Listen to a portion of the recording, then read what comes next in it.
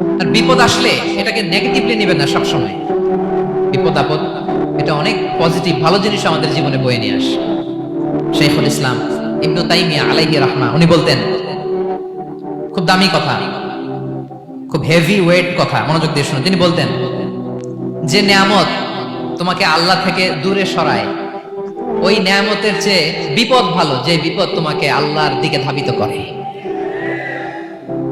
I repeat, আমি আবারও বলি, যে নাজ নিয়ামত তোমাকে আল্লাহ থেকে দূরে সরিয়ে দেয়, সে নাজ নিয়ামতের চেয়ে ওই বিপদ আপদ ভালো, যে বিপদ আপদ তোমাকে আল্লাহর কাছে টেনে দেয়। তাহলে বিপদ আপদ আসলে আপনি হতাশ হবেন? আর কখনো দুঃখ করবেন? মোয়ারের ভাইরা, আর মন খারাপ করবেন? আপনি খেয়াল করে দেখেন, বিপদ আসলে আমরা আল্লাহরে ডাকি বেশি। যখন অসুস্থ আপনি খেয়াল করেন তো, আল্লাহ আল্লাহ তুমি ছাড়া বাঁচানোর কেউ নাই, আল্লাহ তুমি হেফাজত করো, আল্লাহ তুমি সুস্থ করে দাও। যখন লাইফ থ্রেট, আপনি গুম হয়ে যেতে পারেন, আপনার কারাবন্দি করতে পারে, এরকম একটা বিপদের মধ্যে আছেন, তখন খেয়াল করেন তো আল্লাহর সাথে আপনার কানেক্টিভিটি, রিলেশনশিপটা কতটা ডেভেলপ হয়। কারণ বিপদে পড়লে আমরা আল্লাহরে ডাকি বেশি।